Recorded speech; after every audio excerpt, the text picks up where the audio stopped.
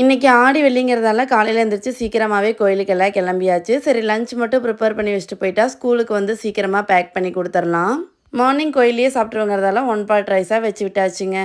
இன்றைக்கி நான் வியர் பண்ணியிருக்க சேரீ பார்த்தீங்கன்னா ஆதித் கலெக்ஷன்லேருந்து ரிவ்யூக்காக சென்ட் பண்ணியிருந்தாங்க. சாரீ குவாலிட்டியும் சரி கலர் காம்பினேஷனும் சரி அவ்வளோ சூப்பராக இருந்துச்சு.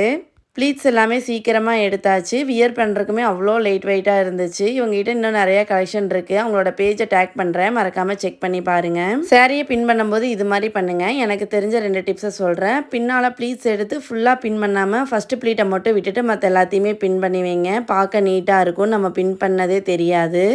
அப்புறம் சேஃப்டி பின்னுமே பார்த்திங்கன்னா சில டைம் சாரியில் அதெல்லாம் சிக்கி சாரீ கிழிஞ்சிரும். அது மாதிரி இருக்கிறதுக்கு இது மாதிரி ஒரு பொட்டு எடுத்து நம்ம உள்ள பின்னூசியில் குத்தி விட்டுக்கலாம்.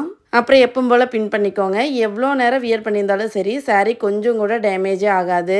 இதுக்கு பதிலாக சின்ன துண்டு அட்டை கூட யூஸ் பண்ணிக்கலாம். வீடியோ பிடிச்சிருந்தா சப்ஸ்கிரைப் பண்ணுங்கள். நாளைக்கு இன்னொரு விளாகில் பார்க்கலாம்.